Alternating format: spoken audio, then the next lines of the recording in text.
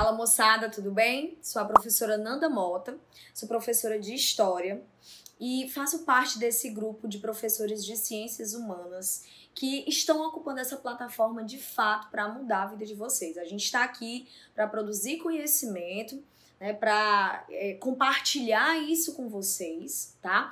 E para isso é importante que vocês acompanhem o nosso trabalho, tá? Se inscrevem aqui no canal, ativa o sininho, né, para vocês acompanharem, enfim, todos os vídeos novos que forem postados no canal. Nos segue no Instagram, Humanas Sem Fronteiras, tá? E não deixa de acompanhar de pertinho o nosso trabalho. Indica para os amigos, compartilha o vídeo e é isso aí, vamos lá.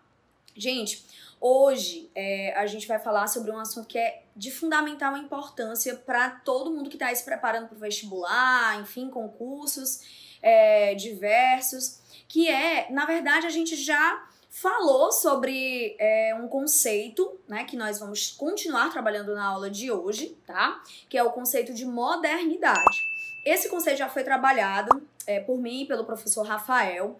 Dá uma olhadinha nos vídeos do canal, se você não tiver visto ainda essa aula, se você não tiver tido ainda esse contato com esse conceito que é tão importante, que é a modernidade, ou o famoso Estado moderno. Hoje a gente vai falar de dois aspectos desse Estado moderno, que é o mercantilismo e o absolutismo, tá? Então, dá uma olhadinha nessas aulas, tá? Dá uma olhadinha nos conteúdos que tem já no canal que vocês vão adorar, ok?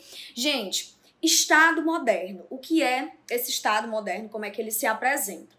Na transição da Idade Média para a Idade Moderna, e o próprio nome já diz, né, Idade Moderna, a gente vai ter uma mudança extremamente significativa em praticamente todas as esferas da sociedade. Desde a cultura, da política, da economia, religião, enfim, relações sociais, tudo isso vai se transformar. Geralmente, os historiadores apontam que a Idade Moderna ela é uma espécie de fase de transição do modo de produção feudal para o modo de produção capitalista que vai se consolidar na Idade Contemporânea, né? Ou seja, depois da Idade Moderna. E essa Idade Moderna, que vai ali pelo século XV, XVI, XVII, XVIII, enfim, vai ser esse período de transição. Mas, professora, tanto tempo? Sim, gente, os processos históricos, eles são contínuos, eles são marcados por rupturas, mas também por permanências, tá? E por falar em permanências, se a gente for falar do primeiro aspecto do tema da aula de hoje, que é o absolutismo, a gente vai perceber que esse aspecto, o absolutismo, ele é marcado por rupturas, mas também por muitas permanências, tá? Primeiro, o que é o absolutismo? Dentro dessa perspectiva de Estado moderno, a gente tem uma forma das relações políticas se acontecerem naquele período, né? Transição da Idade Média para a Idade Moderna, século XV para o XVI, tá? A gente vai ter o quê? O enfraquecimento dos senhores feudais, o enfraquecimento da nobreza, tá? E o fortalecimento do poder real. Nessa transição do século XV para o século XVI, ter terras, ser proprietário de terras, gente, já não era mais uma garantia de poder, já não era mais sinônimo seguro de poder. Então, o que é que nós vamos ter? Nessa transição da Idade Média para a Idade Moderna, o surgimento de uma classe social, né, que se apresenta ali no começo muito tímida, mas que, a partir do momento, né, em que a gente vai ter o fortalecimento dos reis, a partir do século XIV, XV, XVI, essa burguesia, ela vai surfar nessa onda, tá? Então, vamos lá. A gente tem um Estado marcado politicamente pelo famoso absolutismo. Esse Estado absolutista, ele é marcado por transformações, mas também por permanências ainda da Idade Média, como, por exemplo, os privilégios feudais, os privilégios do clero e da nobreza, tá? Esse Estado absolutista, né, como mudança, né, como aspecto novo dessas novas relações, esse Estado moderno ele vai vai apresentar uma perspectiva, né, de um Estado incentivador, digamos assim, das práticas mercantis, das relações comerciais pautadas nas trocas de mercadorias por moeda, e quem vai conduzir essa prática, né, enfim, esse processo vai ser justamente essa classe burguesa, que se apresenta como uma classe de comerciantes. Como eu disse para vocês, nasce tímida, mas evolui bastante com o tempo, né, com o passar do tempo. Esse Estado moderno, gente, ele é marcado, e no aspecto absolutista, ou seja, da centralidade de poder nas mãos de um rei, de um soberano, ele é marcado por essas relações de privilégio que a nobreza vai conseguir conservar. Professora, que tipos de privilégios? Exemplo, isenção de impostos, né? Eles não pagavam impostos. O fato de nascerem nobres, né, já lhes concediam títulos. Esses títulos já vinham, né, subentendidos a esses títulos, já vinham atrelados, na verdade, e pensões pagas pelo Estado. Então, enfim, eles acumulam diversos privilégios. A idade moderna, ou esse Estado moderno, ele vai ser marcado por intensas transformações, mas algumas coisas como essas que eu acabei de falar, os privilégios da nobreza, vão ser mantidos, óbvio, não intactos, né? Não da mesma forma como eram na Idade Média, mas eles vão conseguir conservar uma boa parte dessas características, enfim, desses privilégios, tá? Esse Estado absolutista, gente, ele vai ser endossado, né, vai ser apoiado pela burguesia, porque a burguesia, ela tinha interesse. Que interesse era esse, professora? Ela tinha interesse de que esse Estado, que se apresentava forte, ele conseguisse garantir o que a burguesia precisava, que era as relações comerciais, as rotas comerciais. Era interessante também que o Estado garantisse o privilégio dessa burguesia sobre, por exemplo, o comércio com as colônias. O Estado o Estado absolutista e mercantilista, ele vai ser marcado, gente, uma das principais características do mercantilismo, que está completamente, né, atrelado ao Estado moderno absolutista. Uma das principais características vai ser a busca por colônias, né? Vai ser o colonialismo marcado, enfim, aí pelo processo do pacto colonial, do exclusivismo comercial da metrópole para com a colônia, tá? O Estado absolutista, os reis, eles eram encarados como ministros de Deus. Eles eram completamente soberanos, né? Eles eram escolhidos de Deus.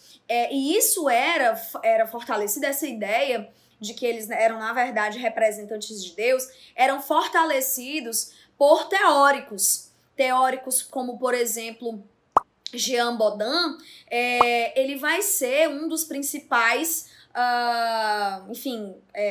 enaltecedores. Na verdade, ele vai ser o cara, né, que desenvolve a teoria do direito divino dos reis, que dizia que um rei, ele se torna rei porque ele é escolhido de Deus, ele já nasceu para ser rei, né, para ser soberano. Então, contestar a figura de um rei escolhido por Deus era, antes de tudo, contestar a vontade de Deus. Então, a gente já percebe que tem uma forte perspectiva religiosa também, né? Um apoio significativo aí da religião, tá? No caso da época, principalmente do catolicismo. Outro teórico absolutista, ou seja, pessoas que pensavam sobre o absolutismo, que teorizavam, que escreviam, que estudavam sobre o absolutismo, vai ser justamente um grande, né, popstar aí, famosinho, né, que é o Nicolau Maquiavel. O Nicolau Maquiavel, gente, às vezes as ideias dele são muito distorcidas, tiradas de contexto. O Maquiavel, ele escreveu um livro chamado O Príncipe. Ele era da cidade de Florença, ele era uma espécie de funcionário público, enfim, trabalhava para a família de Médici. E aí ele escreveu um livro aconselhando o príncipe, né, o soberano de Florença, a como se manter no poder. Na verdade, o que o Maquiavel queria era uma Itália unida, que estava passando por um processo de fragmentação, de disputas políticas, de disputas, divisão em várias repúblicas, conflituoso demais aquele momento. Então, o Maquiavel, muitas vezes, ele é tirado de contexto, né? E ele foi, muitas vezes, por exemplo, utilizado para justificar ideias tiranas, ideias autoritárias, enfim, do século XIX para cá, tá? O Maquiavel, ele vai ser enfim, imortalizado pela famosinha frase, né, de que os fins justificam os meios. O Maquiavel, com isso, ele queria dizer que o príncipe, ele precisava manter a razão do Estado, a soberania nacional. Então, se preciso fosse, por exemplo, abrir mão das liberdades individuais, de atender os direitos individuais das pessoas, isso precisava ser feito porque a nação estava acima de qualquer coisa. E o Maquiavel, ele vai ser lido e estudado, enfim, né, do século XVI até hoje, uma contribuição muito importante para a história política, tá? Além do Maquiavel e do Jean Bodin, a gente vai ter o Thomas Hobbes, né? Outro autor estudado também até hoje. O Thomas Hobbes, ele vai teorizar sobre o absolutismo e ele vai defender, gente, que a sociedade, ela precisa fazer um contrato com o soberano. Esse soberano e o Estado, né, regulado por esse soberano, pelo rei absolutista, ele precisa... as pessoas, elas precisam também, né, ele também é um desses defensores, que as pessoas, elas precisam abrir mão da sua individualidade, né, e para ele entende que o homem no seu estado natural, ele é um lobo, né, ele ficou conhecido também pela uma obra, enfim, muito famosa, que é o Leviatã. O Leviatã, que é um monstro fenício, né, que representa o caos. E o Thomas Hobbes, ele quis dizer justamente isso, que o homem no seu estado de natureza, se ele não evolui para o estado racional, para o estado da razão, se ele permanece no estado de natureza, ele é o seu próprio mal, né? Ele se autodestrói. Então o homem é o lobo do homem. Então o homem, ele tem que abandonar aquele estado de natureza, que é um estado de caos, de intensas disputas, guerras, de pobreza, fracasso, e ele precisa avançar para esse estado coletivo e racional, aonde você tem um soberano que controla tudo, né? A partir do Estado, ok? Pronto, no Estado moderno, na perspectiva política, a gente tem justamente isso, né? Marcado fortemente pelo absolutismo.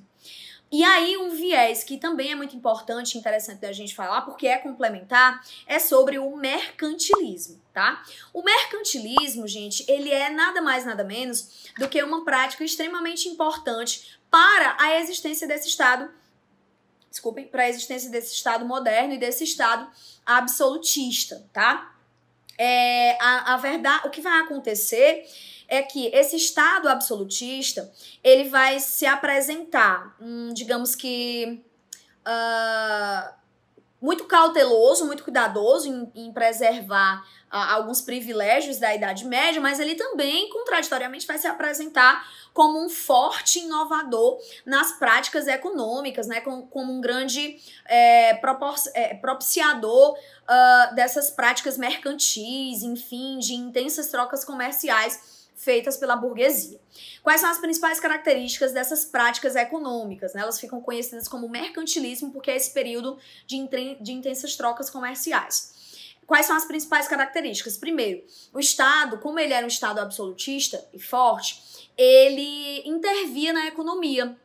Esse intervencionismo era marcado por práticas protecionistas, por exemplo, evitando concorrência externa, incentivando a produção interna, principalmente a produção manufatureira, que casa direitinho, né, com o avanço, a consolidação, o avanço e o progresso da classe burguesa.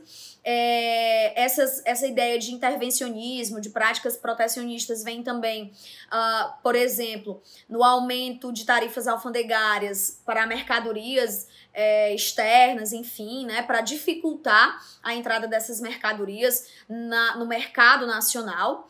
Outra prática importantíssima do mercantilismo, gente, vai ser a balança comercial favorável, que era a necessidade, enfim, das taxas da exportação, ela sempre ser superior à importação. Isso era um indicador que traduzia, né, que a economia ia muito bem, obrigada. Uma outra característica desse mercantilismo, gente, vai ser a busca, principalmente, gente, a busca por metais preciosos. A riqueza de uma nação, a riqueza de um Estado nacional era medida pelo acúmulo de metais preciosos. Aí você percebe o quê? Opa, professora, período das grandes navegações, né, daqueles grandes projetos, chegada dos europeus nesse novo mundo, na América, a busca incessante por metais preciosos. Por quê? Porque lá na Europa existia uma demanda para isso, para esse metalismo, né, como a gente chama. Além do metalismo, da balança comercial favorável, do protecionismo, né? Enfim, dessa intervenção do Estado na economia, o mercantilismo também era muito marcado pela busca de colônias, como eu acabei de falar para vocês. Essas colônias já vinha no pacote o pacto colonial, né? Que era aquela relação de exclusividade que a metrópole tinha sobre o comércio da colônia, tá? Gente, resumidamente, o que é que nós temos? O Estado moderno, a ideia de modernidade, o conceito de modernidade, que, enfim, é muito longo, tá? O que a gente falou hoje, absolutismo e mercantilismo, é só uma parte que é atravessada por esse conceito, né? O conceito da modernidade. Vão atrás das aulinhas, né? Que eu recomendei para vocês no começo do vídeo, que é interessante, muito interessante. Dá uma olhada nesse vídeo. E, por fim, a gente fala que esse Estado moderno, ali pelo século XV, XVI, XVII, é marcado politicamente pelas relações absolutistas e economicamente pelas práticas mercantilistas, tá? E aí, meu povo, pra gente pôr em prática, né, o que a gente acabou de explanar aqui na teoria, vamos pras questõezinhas, tá? Gente, 3 questõezinhas bem simples pra gente treinar, tá? A primeira diz o seguinte: como características gerais do Estado moderno, que se organizavam na Europa Ocidental, no período que vai do século XV ao XVIII, pode-se mencionar, entre outros. Item A: a consolidação da burguesia industrial, perfeito, no poder, e a descentralização administrativa. Não, gente, descentralização administrativa não está tornando o item A errado. A gente viu que o poder era centralizado, o poder administrativo, político, enfim, centralizado na figura do monarca, na figura do rei absolutista, tá?